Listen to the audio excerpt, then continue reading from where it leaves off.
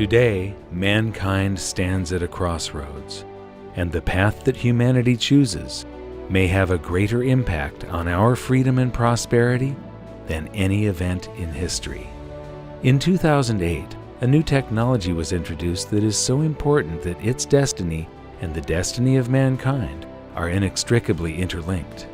It is so powerful that if captured and controlled, it could enslave all of humanity.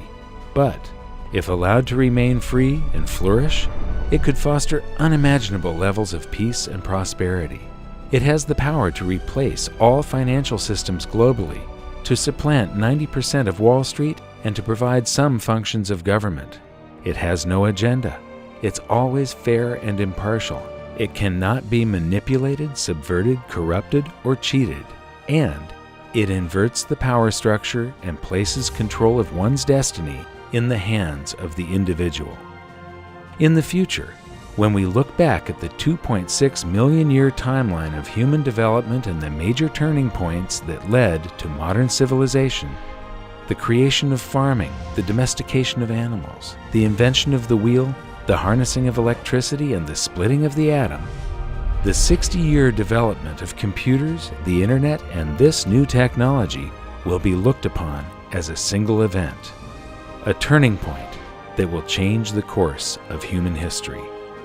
It's called Full Consensus Distributed Ledger Technology, and so far, its major use has been for cryptocurrencies such as Bitcoin, but its potential goes far, far beyond that.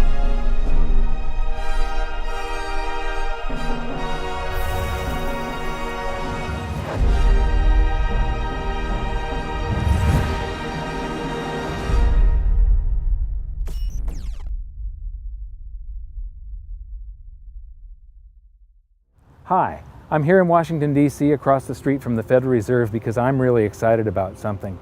We could be on the verge of a paradigm shift in currency and trade that could put places like this, the Federal Reserve and other central banks, out of business.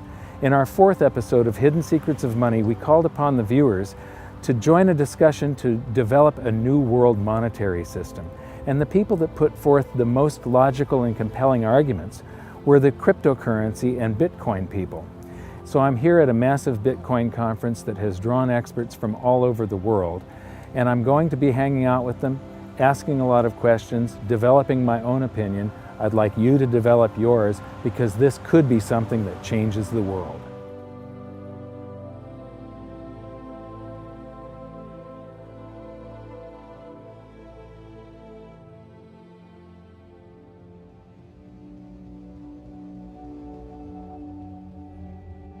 The most common question I get lately is, when are you going to make an episode of Hidden Secrets of Money about cryptocurrencies? The reason this has taken so long is that I wasn't happy releasing this video until I was comfortable explaining how it works, and now I finally can. As I said in the intro, we're going to start this journey at my first ever Bitcoin conference. This was the first time I'd done a deep dive into researching Bitcoin, and after it finished, I kept on learning and learning some more. And it actually became difficult to finish this episode because of the speed at which this space is evolving. But just a few weeks ago, I learned about something new that could change everything, and I knew we had to get this video out quickly. This really is big. We'll learn more about this latest breakthrough later in the video because in order to explain it, we need to go right back to the beginning and learn how Bitcoin works.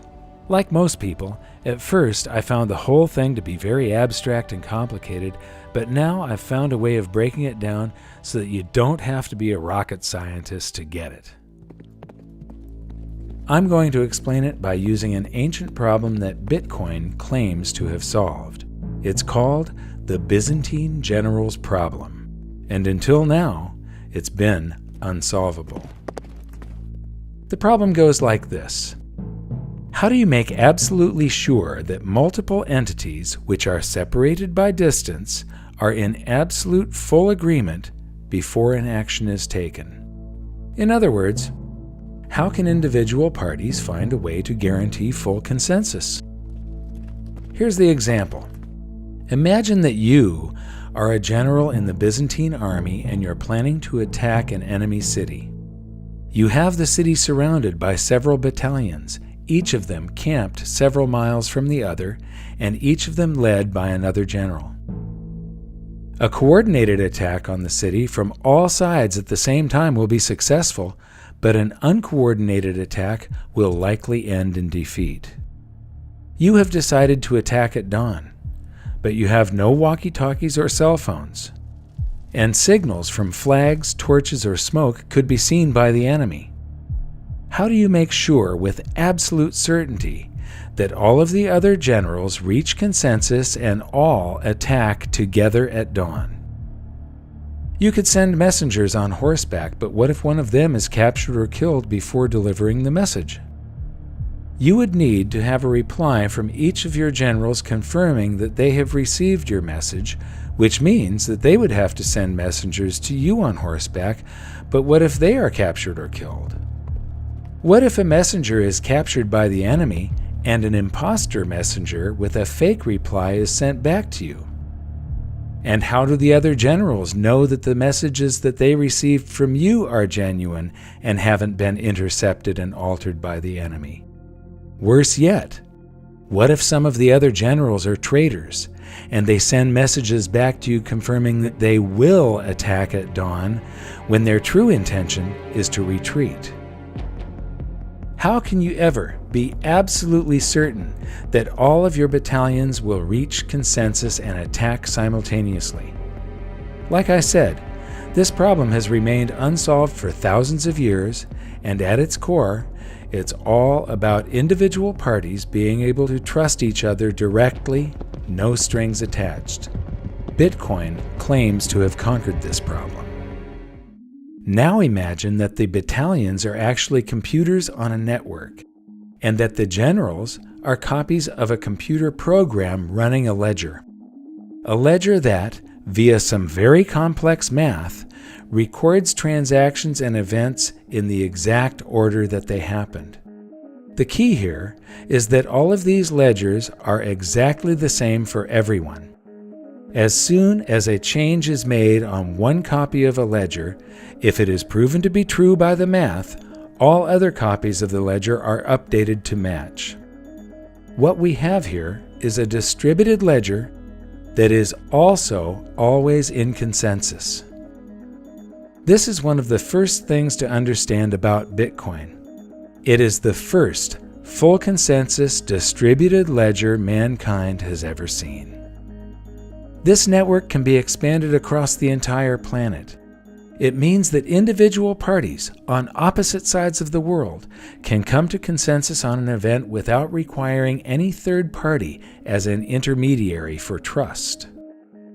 Whether it's an order from a general to his troops or an order from you for a pizza, a distributed ledger confirms via math whether an event is true and records it permanently. Bitcoin, the first full consensus distributed ledger, is a trust machine. But is it 100% reliable? That's a question for later in the episode. But for now, where did Bitcoin come from and who invented it? Well, Bitcoin was originally developed by a pseudonymous developer, Satoshi Nakamoto. There's a lot of speculation about who he is, and frankly, I work directly with him, but I have no idea. But that never really worried me because Bitcoin itself is open source. And so any engineer can evaluate the Bitcoin source code, evaluate the Bitcoin cryptography, and understand and trust the software. So you don't have to trust who wrote it, you trust the software itself. And so that was one of the big reasons why Satoshi chose open source for Bitcoin, is so you can have trust in the system. You don't have to trust who he is. I don't know who Satoshi Nakamoto is. I also don't know who Euclid was. Might have been some dude in Sicily a few years BC, but we don't really know. We have some historical records that tell us that Euclid was someone who invented geometry in the ancient world. But it doesn't matter. Euclidean geometry works whether I know who Euclid is or not, whether Euclid was a nice guy or an evil person, Euclidean geometry simply works. It's completely independent of its creator. And if we didn't know who invented the electric motor or the radio or any of these core technology developments, electricity, so what? They still work. You don't have to have any appeal to authority. We don't have to worry about the motives. Now, in a centralized system where someone is in control, it matters who is behind the curtains. It really matters who is in control. It matters who invented it because they remain in control, or they might have a secret way of controlling it. Bitcoin is wide open and no one is in control, and everyone can see exactly how it works. So how does it work, and what's the point? Cryptocurrencies like Bitcoin allow people to transact with each other using the internet anywhere on Earth. Instead of having an account number like a checking account or a credit card, cryptocurrencies are much more secure because they have a public key and a private key. It's like having two account numbers, one for deposits and another for withdrawals. You'll often see them displayed as a string of characters or a scannable code. This level of security means that you could put your public key on a billboard if you wanted to, and your funds would still be secure. The only thing other people can do with your public key is send funds to you. It's your private key that gives you access to your funds. As long as you keep control of your private key, your funds are absolutely safe, and theft and fraud are virtually impossible. But, just like cash in your wallet, you need to keep it safe to prevent it from being stolen. Its security is entirely your responsibility. Cryptocurrencies can also give you privacy. Just like cash, you don't have to disclose any personal information when you spend them. By contrast, a credit card has your name, account number, and expiration date. These act like a public key, but the equivalent of your private key, your signature and security code, are displayed in plain sight. This is just plain stupid. I've toured 5 national money museums, and while I was at one of them, I saw a group of young students on a school outing. I can just imagine that someday in the future, a group of kids will be standing around the credit card display, pointing and laughing at the incredible stupidity of the system we once used. And this is the point. Cryptocurrencies are light years ahead of our current technology. Since Bitcoin was the first cryptocurrency, I'm going to use it as our example, and I'll expand on our earlier description of a distributed ledger. But first, where does Bitcoin get its value? Bitcoin is brand new to mankind in that it's both a currency and a payment network simultaneously. And this is where Bitcoin gets its value. The immense network of computers all around the world running the Bitcoin distributed ledger. Every second of every day, these computers are keeping the ledger updated and in full consensus via a system that incentivizes them to process and confirm transactions. The system that Bitcoin runs on is called blockchain. Think of it as a modern version of an old-fashioned bookkeeping ledger, but instead of a handwritten list of entries and calculations, a blockchain is a digital list of entries and calculations. A block is simply a bundle of transactions. Think of a block as a whole page of transactions in the old-fashioned ledger.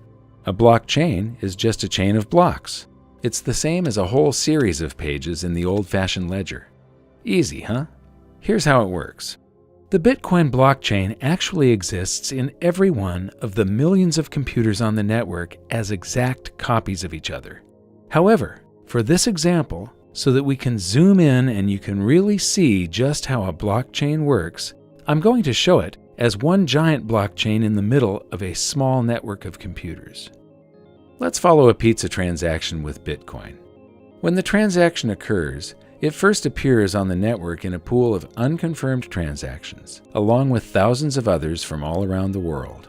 Millions of different computers from the network then gather some of these transactions and place them in their own blocks. The computers are all creating blocks constantly in the hope that theirs will be the next one added to the official chain. A new block is added to the chain every 10 minutes or so when one of the computers wins the right to have its block recognized as the next in the chain and is rewarded with a prize of newly created bitcoins.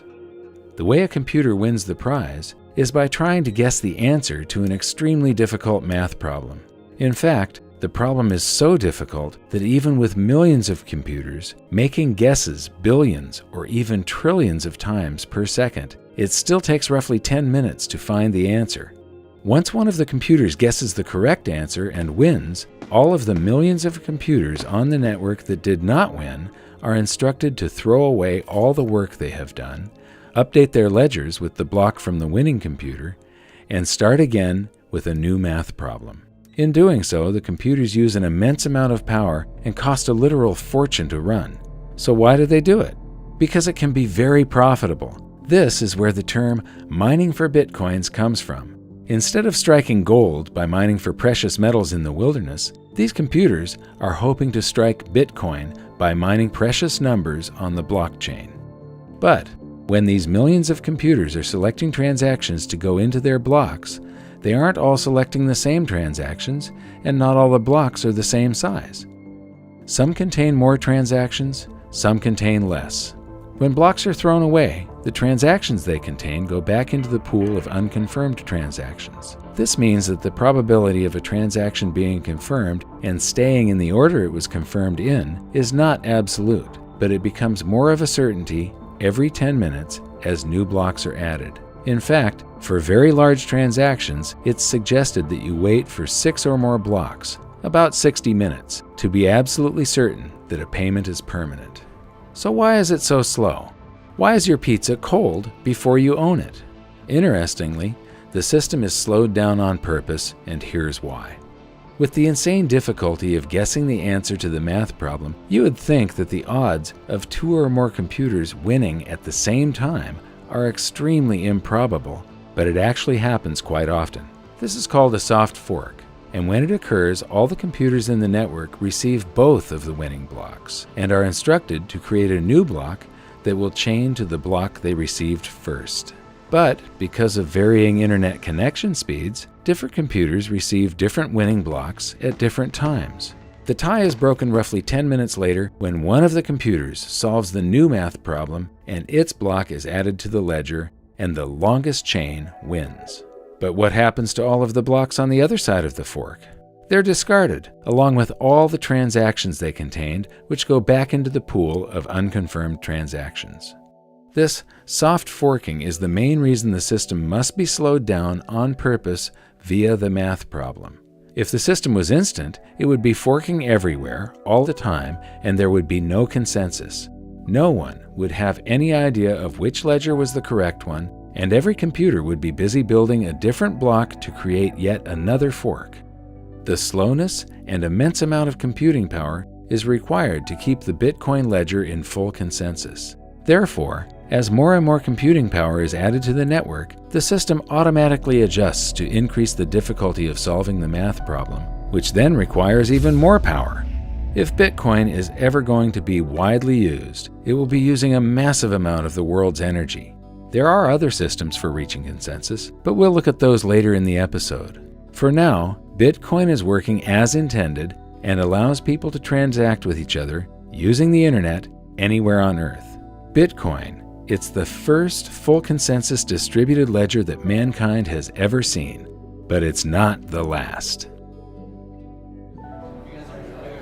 I'm here at the conference with Eric Grill of Coin Outlet, and I'm going to buy some of my very first Bitcoins right now. And so Eric's going to show me how to do this. He's going to tell me this is a paper wallet. That's correct. So I can load this paper currency that's inside this little Ziploc here with Bitcoins.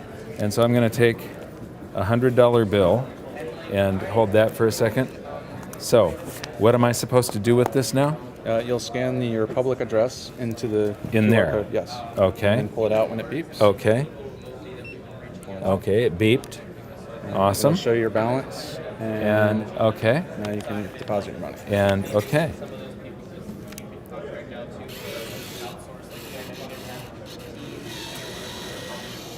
And aha.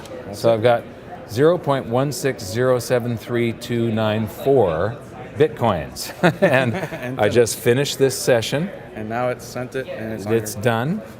And so basically, in the blockchain, the $100 that I just put in gave me that 0.16 something Bitcoins in the blockchain. It's been assigned to my account code. And behind here, I can peel this open, and there's a code that is my private key. That purchasing power is now protected in the blockchain that is mirrored around the world millions of times. So thank you very much, Eric. Great. It was Thank you great very much. meeting you. Yep. Wonderful machine and a great advancement forward when it comes to convenience Yes, for people. looking forward to it. They'll start understanding cryptocurrencies more when they get an exposure that's very similar to an ATM. That's what we're mirroring. We're Yes. trying to- yes. Okay, thanks. Thank you.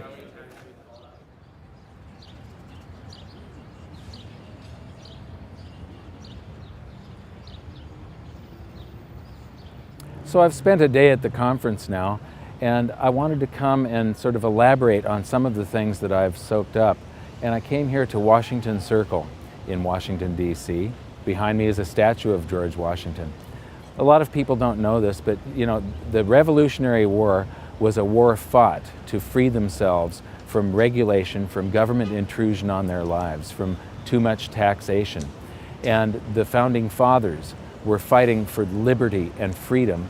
And at the end of the war, George Washington was in control of the armies of this continent and could have crowned himself emperor, but instead chose to resign his commission and retire to private life, giving us this gift of a free republic.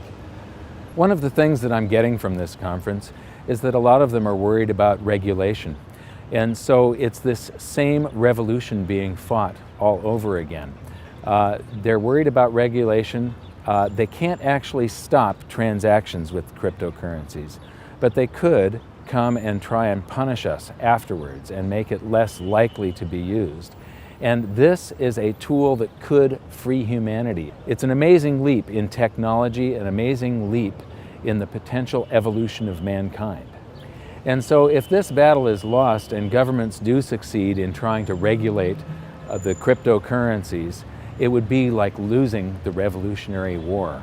This stands for everything that the Founding Fathers stood for: the belief in freedom, liberty, and the individual choice and responsibility for your own actions.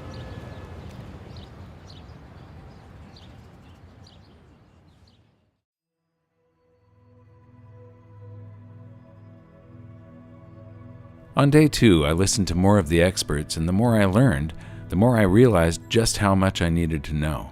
Even once you know all the technical details about Bitcoin, there's still a lot to learn about keeping your funds secure in the real world. One of the most interesting things I found out is in the early days of the internet, they were actually paving the way for something like Bitcoin before they even knew what it would be. So when the first web browser was built, there was a 404 error, page not found, and there's also a 402 error, payment method not specified. So back when they originally built the web browser, they were thinking about the time when they would eventually discover the technology, create the technology to transfer value over the internet. They didn't have the technology back then, but they still had the foresight that eventually we would get there. Well, now we're here. Bitcoin is a solution to that. You know, it's hard to isolate what in particular about Bitcoin is so amazing, but if I had to name one thing, I would say it was the distributed network. This is kind of an amazing thing because it's essentially immortal. It can exist, you know, in trillions of copies all over the world. What that means essentially is that it can't be destroyed.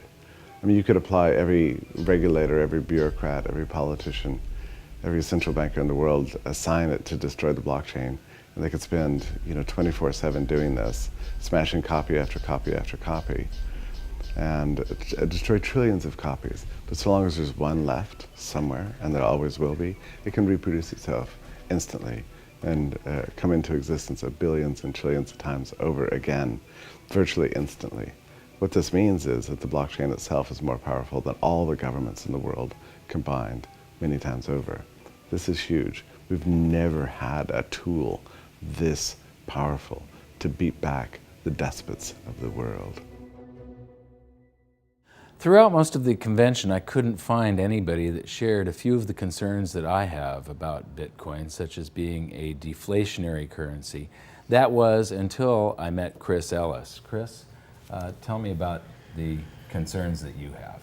So, Bitcoin right now is still an experiment, as are most cryptocurrencies, and the price is mostly supported by a speculative sentiment. And that's because markets are forward pricing mechanisms. People are looking at the information and they're buying on the basis of what they believe other people will do in the future with that information. And I think that a lot of people, having spoken to a lot of merchants as well, they are telling me anecdotally that people are not spending their Bitcoins. So I am concerned. I think the economic side of Bitcoin is probably the weakest. That's why we need a lot of these alternative cryptocurrencies to play around with some of the parameters. But we should consider this an experiment for now. Mm-hmm. One of my concerns is that in a deflation, velocity slows down because your currency is going to be worth more tomorrow than it is today. And so people have a tendency to hoard currency in a deflation, like the Great Depression, for instance. Bitcoin is going to have so many coins per month released, and then that level drops every year or 4 years? 4 years, yeah. Until it gets to a level where it reaches 21 million coins and it stops. Mm-hmm. Yes. When it stops, I have two concerns. One, the Bitcoin mining that people are doing is what encourages them to leave computers running all over the planet, and that's what makes Bitcoin work. Now, I know there's a small transaction fee, and if velocity, the number of transactions, picks up enough, then the transaction fee is a reason to leave your computer on. Mm-hmm. But you have a deflationary currency that encourages hoarding and not spending it on transactions. And so when it reaches the 21 million, what is the reward for leaving the computers running if velocity slows and people tend to hoard it and there's no new coins to be mined anymore? So, and plus, the cost of power is probably going to go up in the future. Yeah. Have you got any other concerns? Yeah, one of my concerns in this space is that most people here are communications and marketing. They're in the business of persuading people. And I think we need more developers. We need to inspire younger people. There are probably fewer than 1,000 people on the planet that actually know how to code a cryptocurrency. And that is a huge form of centralization. They become like Congress. And then we have to kind of go to them as lay people who don't know how to code and ask for changes, or otherwise we end up having to fork the code and produce our own one. So I still think there's a lot to do in terms of outreach, getting existing programmers into the Bitcoin space, onto the GitHub repository, so they can start making their own changes and start experimenting and learning as well.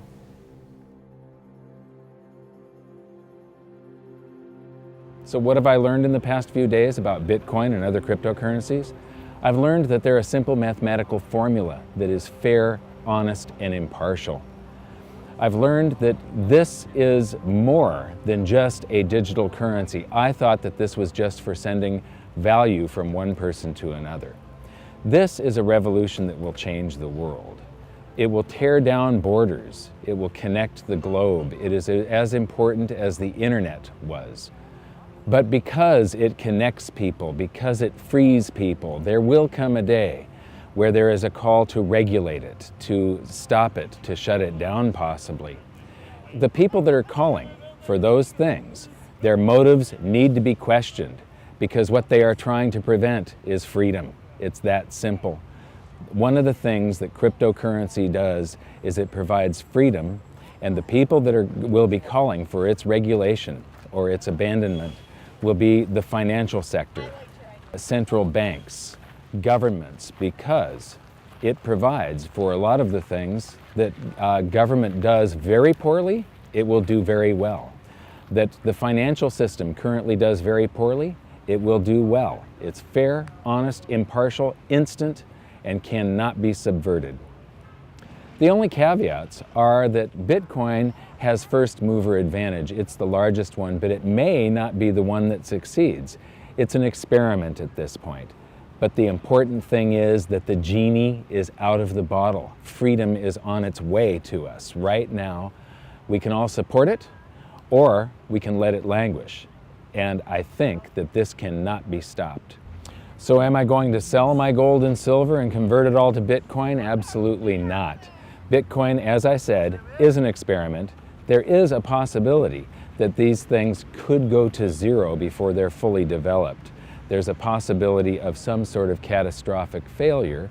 Right now, it has proved very robust and unhackable. You don't know what is going to happen in the future. So one thing to keep in mind, the Germans came up with the Enigma machine in World War II, and it was supposedly uncrackable, and then we broke the code. And then they added another dial to it to increase the complexity manyfold, and it was supposed to be uncrackable, and we cracked the code.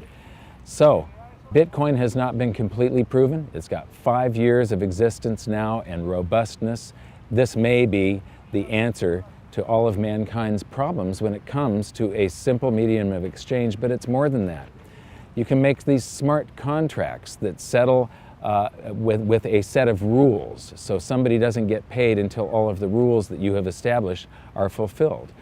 You can create escrow with yourself, where there's a third party that has to sign off that a transaction has been completed before the payment goes through. They're working on things where you can take delivery of something continuously and pay for it as you use it. It would be like paying for the internet for every second that you're using it only, or paying for the gas that's delivered to your house. Instead of monthly, you're being billed per thermal unit, and with no frictional costs involved. So this adds up to efficiency. Therefore, mankind is left over with more prosperity. If there's no third party in between bleeding off economic energy, you end up with more prosperity. This is a very good thing for all of us. And because it is so fair and impartial, there's less of a need for the court system. There's less need for government and rules and regulation and people to enforce all of this stuff.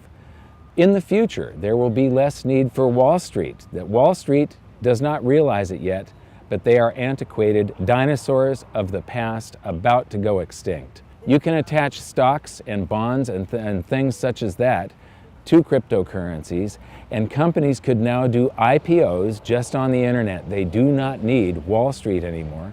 They don't need a third party like Goldman Sachs or some other big brokerage house taking a cut. There's no need to worry about corruption because the code cannot be corrupted.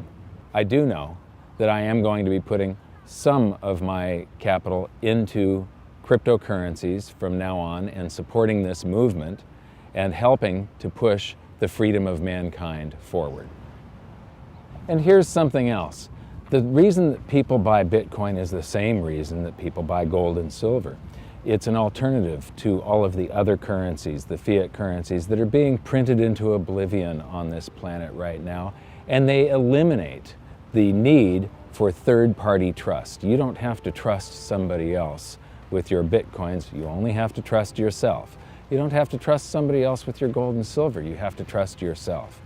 So the reasons are the same, and so I would encourage every precious metals investor to investigate Bitcoin and the other cryptocurrencies, and I would encourage every Bitcoin and cryptocurrency user and investor to investigate precious metals. I'm going to hold both. I look at the cryptocurrencies as a very speculative, volatile, and potentially risky play. I look at gold and silver just like savings. I see them as something that has never failed in 5,000 years. They are proven, and I see them as extremely undervalued compared to the morass of fiat currencies on this planet at this point. So when I came here, I expected to find nothing but a digital payment system. And what I found is a technology that can revolutionize the planet. If the founding fathers of America were standing here beside me, they would be fighting for this revolution.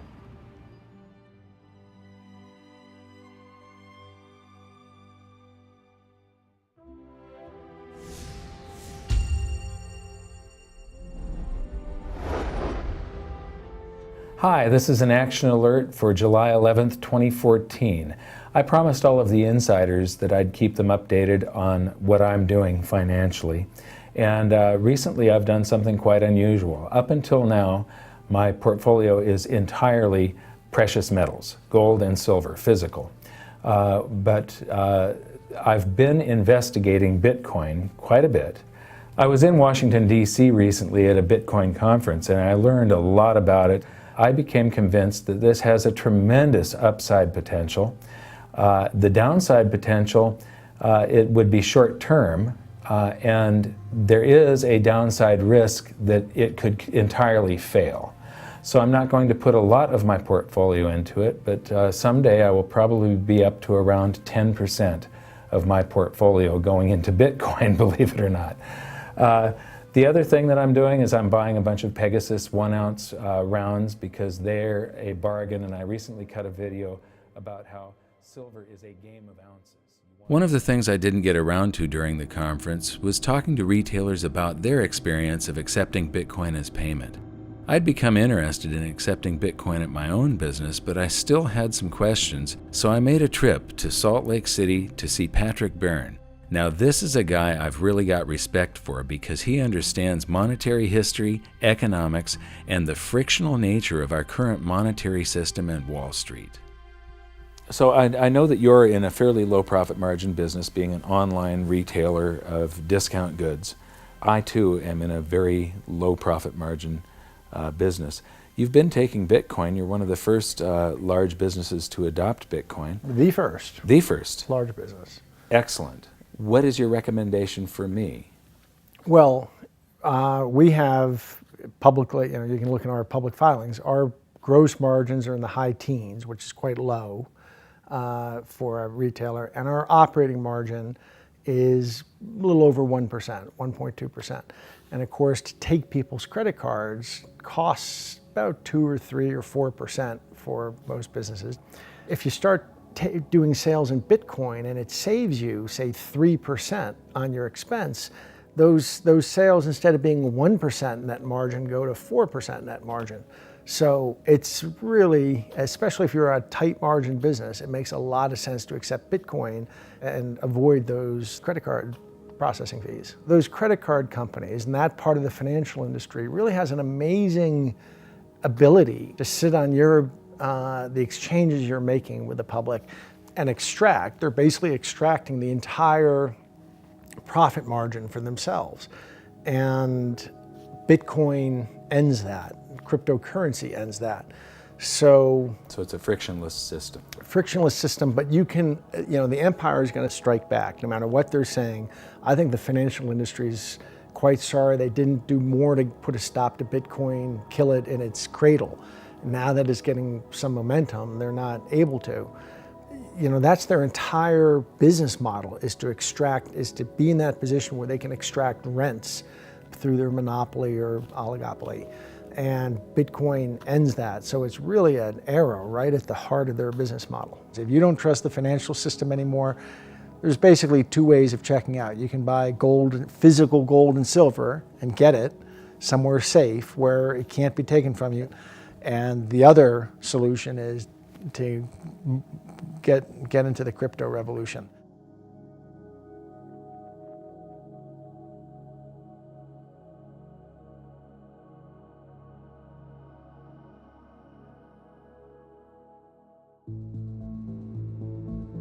Since starting this episode, we've seen a blockchain boom. The IPOs I mentioned are happening now, but they're actually called ICOs, initial coin offerings. And the early nonchalance of the financial industry has been replaced by a race to develop their own blockchain payment systems. Because of its rate of growth, Bitcoin has been stressed to the limits. Where it was once fast and cheap, it is now slow and expensive. In fact, the issues Bitcoin has suffered from have led to political infighting, Bitcoin forking into multiple versions, and alternative cryptocurrencies gaining market share every day. Distributed ledger technology has caught fire, and there's a speculative mania occurring. While the speculation can't go on forever, one thing is for sure: blockchain is here to stay. Or is it? Last week I was in New York City for a meeting that we had scheduled that I thought was going to take a couple of days, and it ended up only taking a couple of hours. So with all the leftover time, I decided to go visit an old friend, Dimitri Kofinas.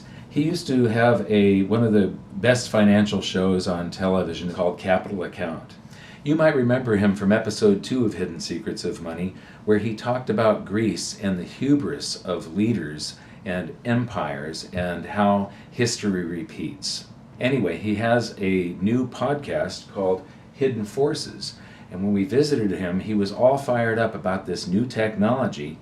And this podcast, when I listened to it, I got all fired up. And he invited us to attend an event.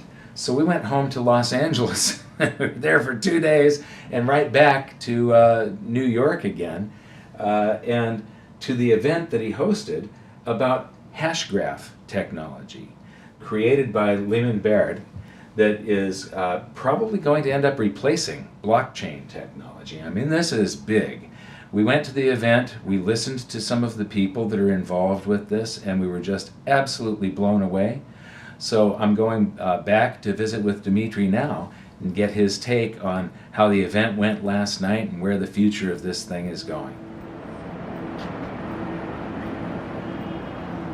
Since the advent of Bitcoin, there have been many thousands of blockchain-based cryptocurrencies created, and now there are more of them being created every single day. So what's different about Hashgraph? Well, it isn't blockchain. It's totally different. In fact, the way it works is a real mind-bender and not very easy for me to explain, but I'm going to give it a try. Instead of a block in a blockchain, Hashgraph calls their packages of information events. Your computer takes a transaction like a payment, or anything else for that matter, such as an action in a video game, an offer to sell merchandise or even sell stocks or bonds, a bid on that item, a contract, or even a law. Pretty much any information or transaction you want to record, and it puts it in the event. For transmitting information quickly, Hashgraph uses a technology that has been the gold standard in computer science for decades. It's super fast, and it's called Gossip Protocol. Your computer randomly tells another computer in the network about the event you've created, and that computer responds by telling your computer about any events it heard about. Then that computer tells another computer about your event and the other events it heard about, and the computer it's talking to responds by telling all the events it knows about. It's absolutely the best, most efficient way to spread information, and it's exponentially fast. But here's the twist. Each time a computer tells another computer about an event, it also includes the information of the time it heard it and who it heard it from, and the time they heard it and who they heard it from, and so on and so on. It's called Gossip About Gossip, and it lets everyone know what everyone else knows and exactly when they knew it in just fractions of a second. The other major component is an even older technology, and it's the most robust, secure, and certain way of coming to absolute consensus. It's called voting protocol. But until now, it was so slow that nobody ever used it. And the twist that Hashgraph has given it is that there's no voting. Instead, because everyone already knows what everyone else knows, you can mathematically calculate with 100% certainty how they would vote. It's virtual voting, and it allows Hashgraph to come to consensus almost instantly.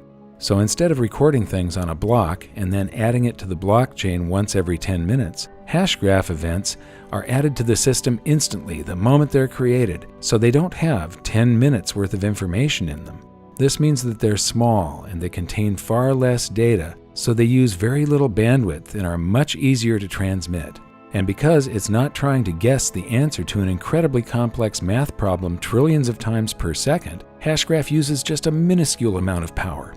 From what I've seen so far, compared to blockchain, Hashgraph is lightning fast, more secure, and provably fair.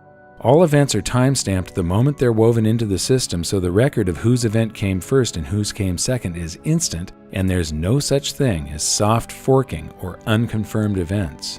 It can also replace huge portions of the internet that are currently run by centralized servers, by replacing them with the shared computing power of all of our own computers, iPads, and cell phones. It looks like Hashgraph might just have the potential of fulfilling all the original hopes and dreams I had for blockchain technology. The power to decentralize and remove the middlemen from commerce, banking, stock markets, and much of the legal system and government. With the speed at which this technology is evolving, the future is looking bright, and Hashgraph is the perfect example of just how fast things are moving in this field.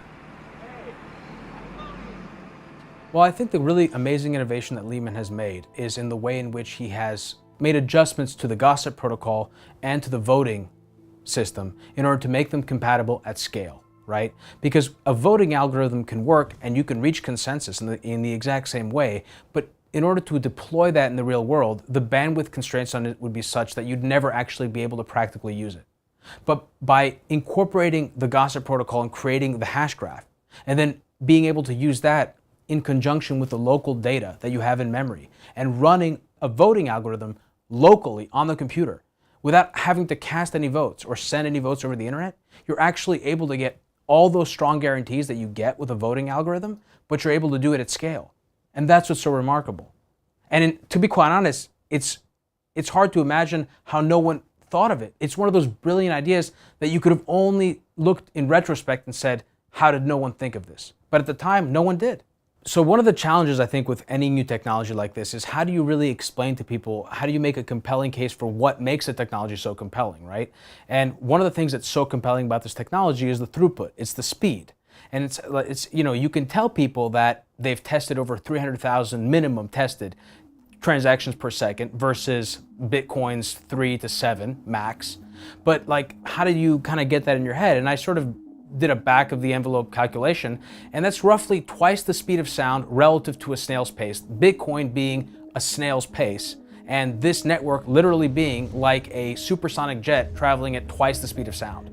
Which is, I mean, just wrap your head around that for a second. It's remarkable.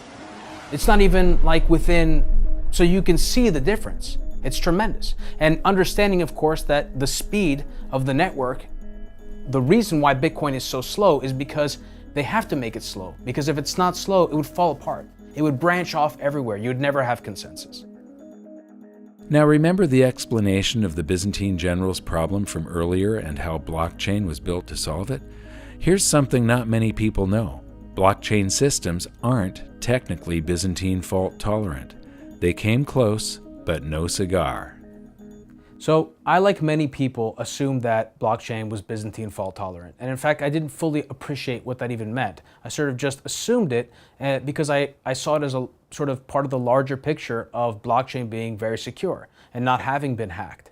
But in fact, it isn't Byzantine fault tolerant. And the reason why it's not Byzantine is because in order to be Byzantine, there has to come a point in time when you've reached consensus, you know you've reached consensus, and you know you'll never be wrong, and you're never going to change your mind.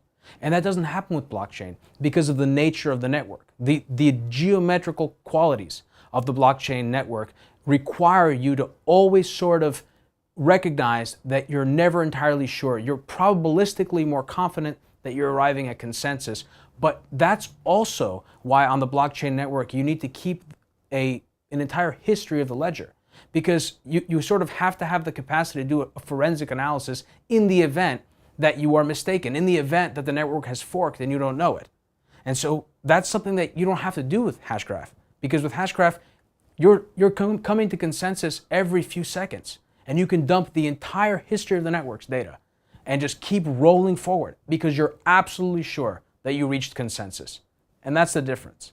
I think the major problem, the sort of the big deal in the blockchain community for years, ever since the community figured out that they could take this protocol that Bitcoin was built on and sort of extrapolate it and use it to build these distributed systems, this distributed architecture around storage and computation, et cetera, and building applications on top of it, is that there was a recognition that it had limitations. It had limitations at scale. And the community has been trying to figure out how to address that, while at the same time building apps on top of it.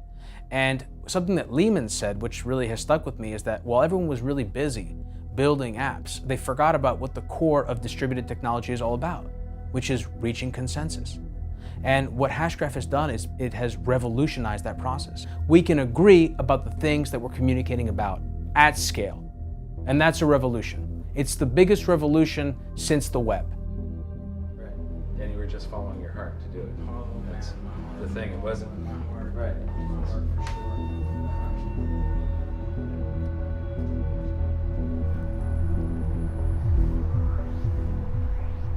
So we've been looking at this amazing new technology for about a week now, and what I find so incredibly amazing is that it holds the promise to solve all of the problems that the other distributed network ledger systems have. Bitcoin, once it started to scale up, it turned out that it used an immense amount of energy to run the system. And also, as it scaled up, it became slower and slower and slower to where it was no longer a currency. It was basically a speculative vehicle. People could make some gains in purchasing power on it. But it wasn't something that you could stand in line at a Starbucks and pay for a cup of coffee for. A friend of mine just did a transaction that took 4 hours for confirmation. And so this is incredibly fast, pretty much instantaneous. The number of transactions that it can process per second is mind-boggling compared to Bitcoin, and it uses almost no power. So it solves all of the issues that I had with Bitcoin. There's a lot of different cryptocurrencies now, and many of them are engineered to either be faster or to be more sound and robust, but everything has a set of trade-offs. And so whatever feature that they want to offer, they have to give up something else. So the really fast ones, if they want them to still be fast once they're scaled up, they're more vulnerable to some sort of attack or hacking. The ones that are less vulnerable to attack and hacking have the problem of scaling. They're going to be slow. Speed, fairness, where the transactions are recorded in the absolute order that they came in. Some cryptocurrencies offer you the ability to pay extra to have your transaction mined first, and that really isn't fair. A distributed ledger should be recording everything at the absolute time of event, and then full consensus is reached, and there's no argument, no going back. This is set in stone forever. So now we're actually on our way to talk to some of the team at Hashgraph and learn more about this.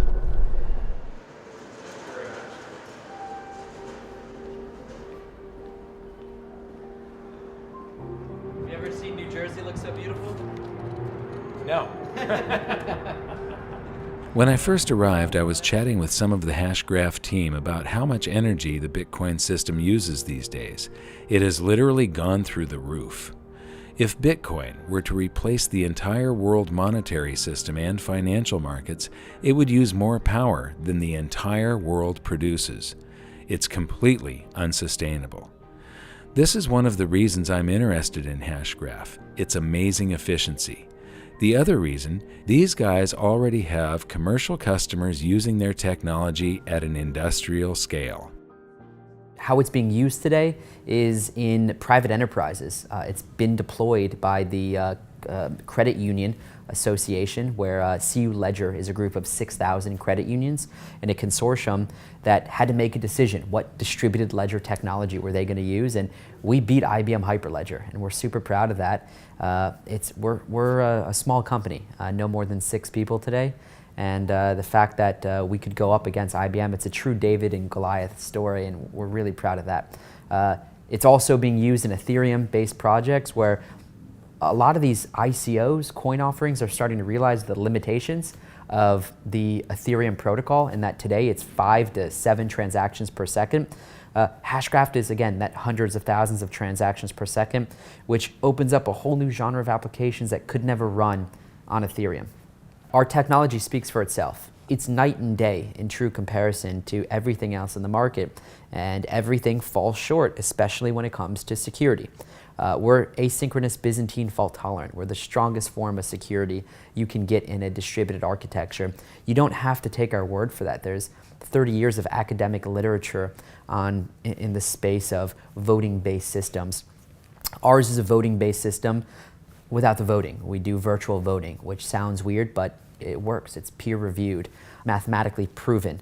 That's what got the credit unions, the fact that we have absolute certainty that when we achieve consensus, this is consensus. It's not blockchain in that with every additional confirmation we become a little more certain, but we're never truly certain.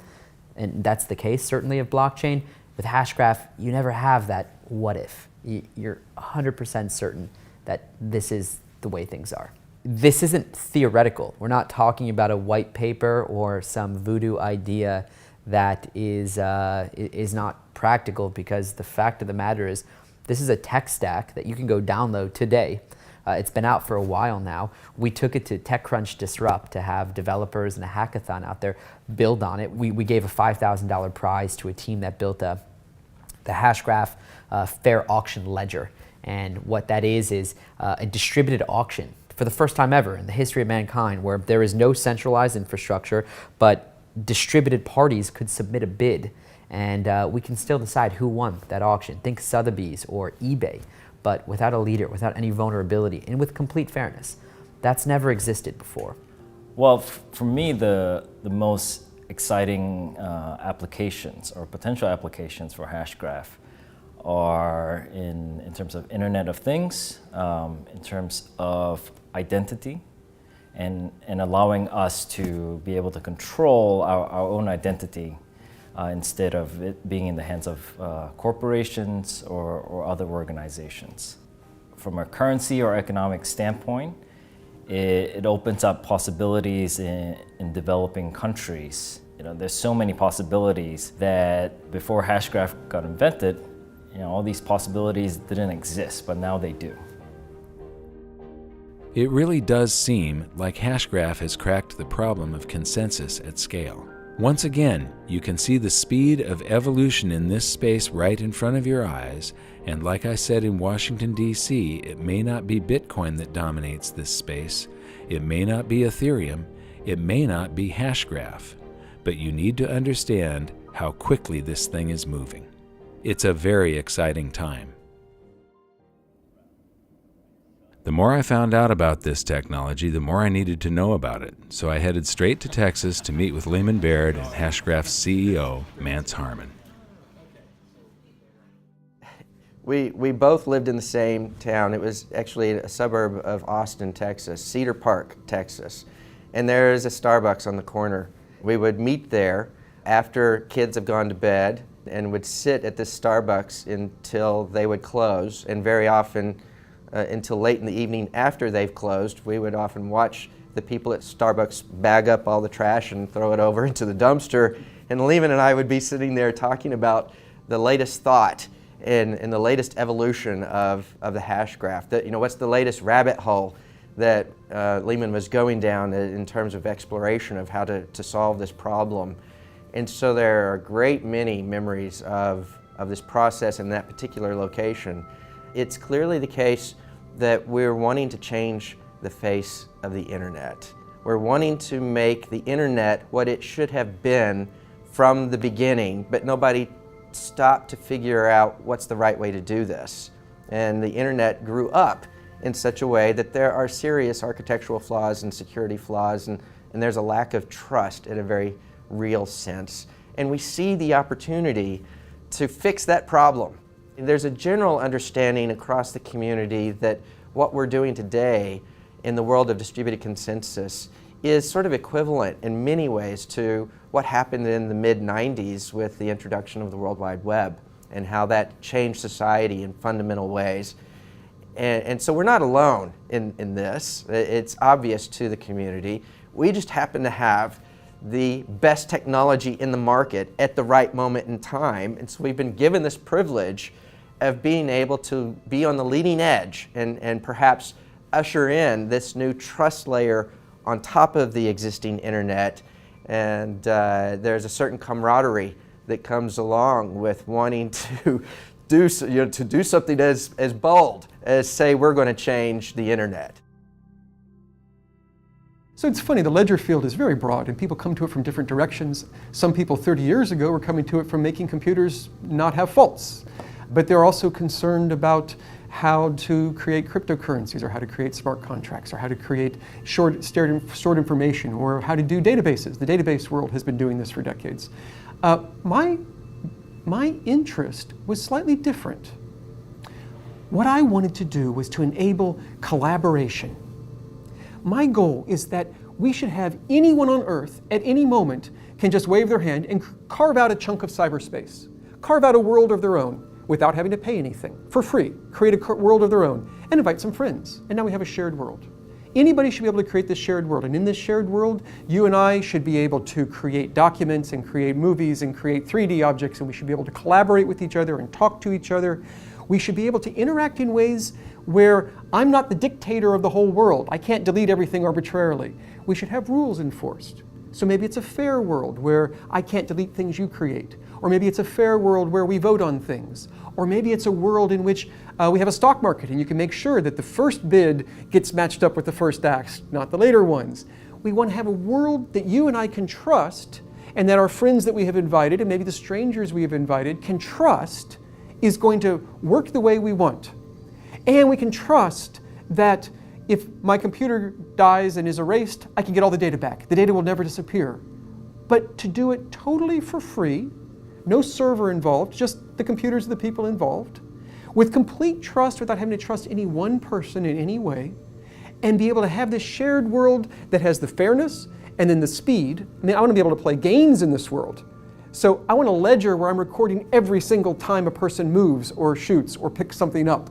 You want to be able to do a game at, we're talking hundreds of thousands of transactions per second maybe. We want huge speed, and we want complete security.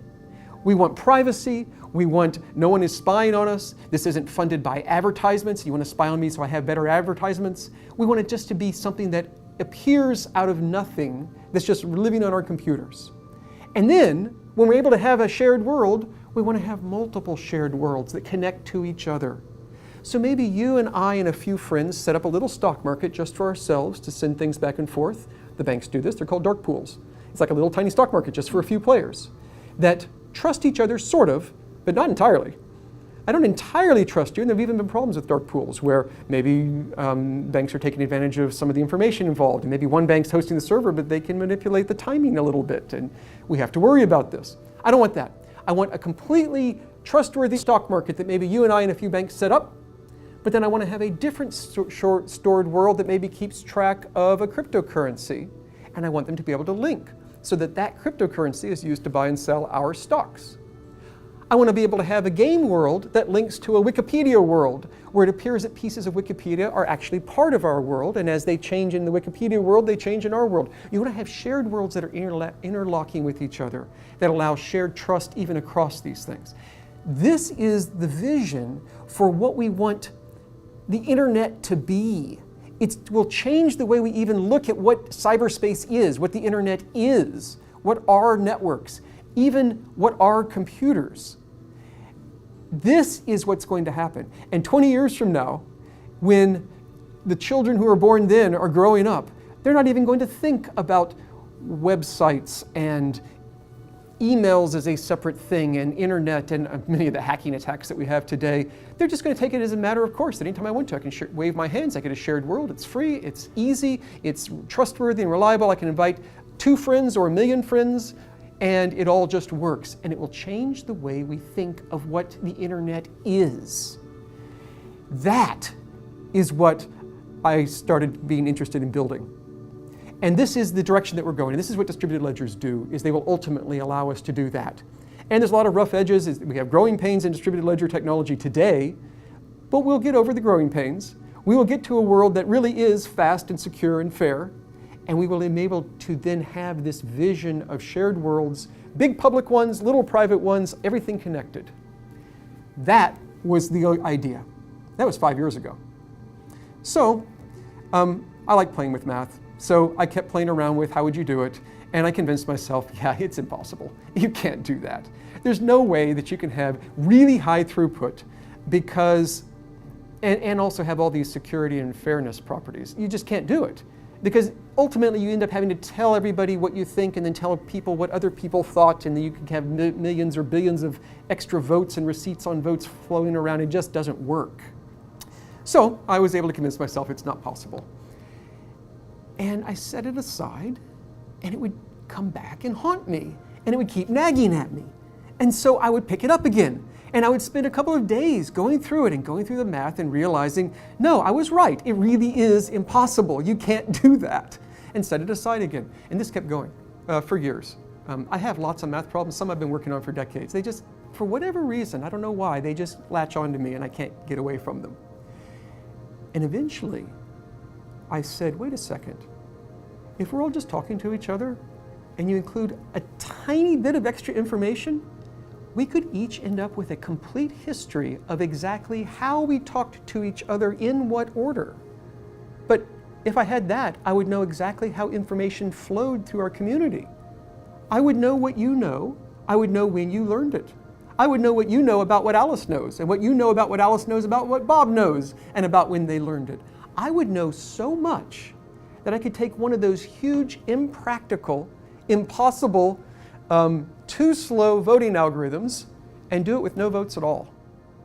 I could just sit here and say, oh, I know how you would vote, so don't bother voting. Don't tell me your vote, I know it. I'll just pretend that you voted, and I'll just pretend, and I'll just get to the conclusion. And so all we do is we just talk the way we would talk anyway to send out our transactions. We had a tiny bit of information, and it gives us this entire history. The history is called a hash graph. You just get this entire hash graph that lets you see such incredible amounts of information about who knows what when, that then you get consensus for free. But that's where we're going, and we're at the very early stages. I mean, the planet is at the early stages of what ledgers can do. And I think whatever you think that ledgers might be able to do, they can do that, but they can also do more. And we are just as a species beginning to learn what the final limits are. And we're pushing as fast as we can along that path. And so this is the gateway to the next net. This is it. This is the next net. Technically, the geeks will always know, well, there's multiple layers, and the internet's still down there at the bottom, just like it always has been. But for the users, what they think of when they think in their mind of what the net is changing. And that's what's going to be different. At a low energy cost. Let's talk about energy costs. You can run this on your cell phone, am I correct? The Yes. processor in a cell phone is enough to actually run Hashgraph. Absolutely.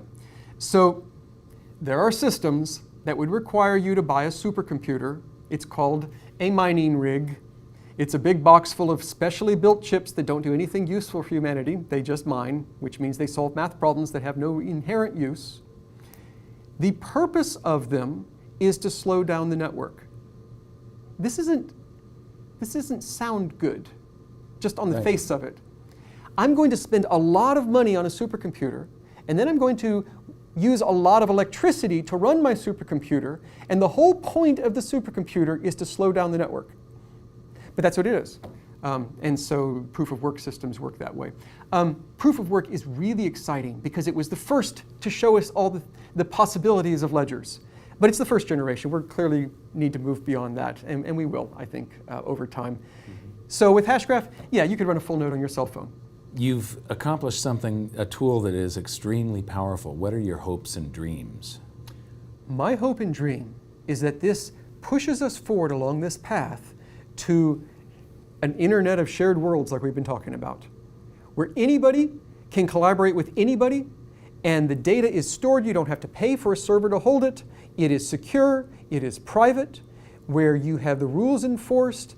We could set up an organization and trust that elections aren't being rigged because the rules are enforced and you don't have to trust any one person. We could have money and trust that no one's going to inflate the money supply because the rules are enforced and it is guaranteed. We could store the deed to your house, and at any given moment I could know that we're all seeing the same answer as to who owns it, so that you can't sell it to one person and also sell it to someone else at the same time. You'll get caught because it's a publicly visible thing that everyone knows that everyone else is seeing the same thing. I envision a world where the whole internet works this way, where we all know that we can all see the same thing and that rules are enforced, that we have collaboration. And to do that, we need speed, we need security, we need fairness, and my goal is that what we're doing pushes us along that path, because that's the goal that we need to get to, where the nature of the internet itself is different, because it has a trust layer. So this has been my 3-year journey of discovery from Bitcoin to Hashgraph and all the promise that they contain. Now, when we make a documentary like this, you shoot hours and hours and hours of film, and you have to decide what to put in and what to leave out. Many of these guests we interviewed for somewhere between a half an hour to more than 2 hours. And they said amazing things and stuff that you really do want to learn. And so we're going to make all of this available as bonus footage on hiddensecretsofmoney.com. And so go there if you're interested in any of this, but especially Hashgraph. You know, we wanted to take you on this journey of discovery to show you these stepping stones along the way. And my hopes and dreams when I first started on this journey was that Bitcoin was going to be the technology that was going to help free the world to make a fairer, more prosperous, freer planet for all of us by helping to change the monetary system. And it has. Bitcoin is extremely important. It's like the very first automobile. It's like the discovery of electricity. It's like figuring out how to harness fire.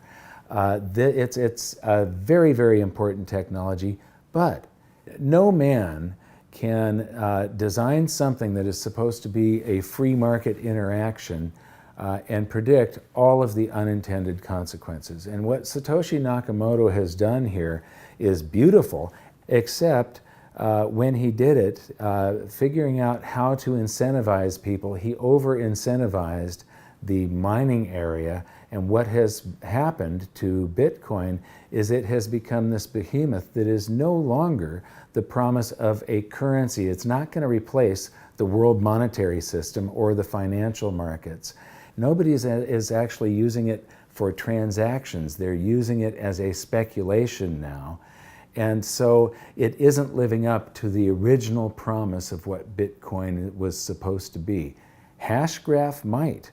We have yet to see. Right now, none of the blockchain technologies that I know of can run markets where it's got to be absolutely instant and absolutely fair. Hashgraph can provide these things. You know, the people on Wall Street were sort of like dinosaurs looking up at an asteroid and not realizing what was coming.